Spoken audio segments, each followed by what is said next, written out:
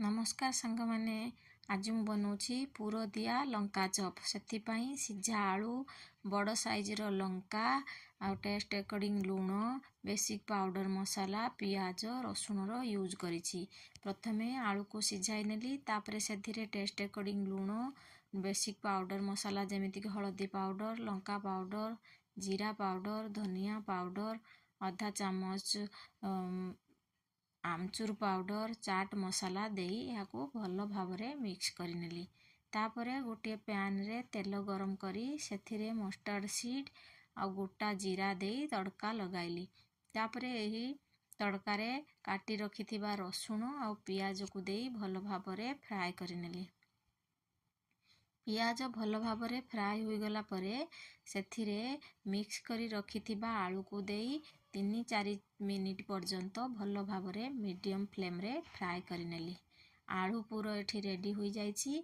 तापरे लंका को एठी भल भावरे धोई ताको गोटे टावल रे भल भावरे पोछि नेली सेथिरे जेमति पानी अंश न रहइबो। तापरे एही लंका को मझिरु कट करिनेली। देखंतु एही साइज रो लंका नेथिली को धोई पोछि रखिछि एहाको मझिरु कट करिनेली। तापरे चामच माध्यम रे एहारो मंजी सबू सफा करिनेली। तापरे लंका भितरे आगरू रेडी करी रखिथिबा आलू मसाला को भल भावरे देई लंका को बंद करिदेली। तापरे लंका छाणीबा पई एठी बेसन रो बैटर मु प्रस्तुत करिनेली।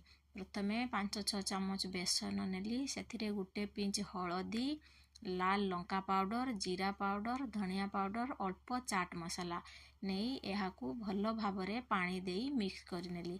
बेसी पानी आपण देबे नाही आपणको हिसाब रे आपण देबे जेमिति लंका चप ता भितरे डीप करी छाणी परिबा। देखंतु एही भली भावरे आपण एतिकी पानी देई करिवे। तापरे एही लंका को एही बैटर रे डीप करी तेल रे देई छाणी नेली। तेल को मु आगरू गरम करी रखिथिली स्लो फ्लेम रे एहाकू एपट सेपट करी भल भावरे छाणी नेली। रेडी होई गला लंका चप। सांग माने लंका चप रो प्रस्तुत प्रणाली केमिति लागिला कमेंट माध्यम रे निहाती कहिबे। फेसबुक रे देखुतिले लाइक शेयर फॉलो करिवे यूट्यूब रे देखुतिले लाइक शेयर सब्सक्राइब निहाती करिवे।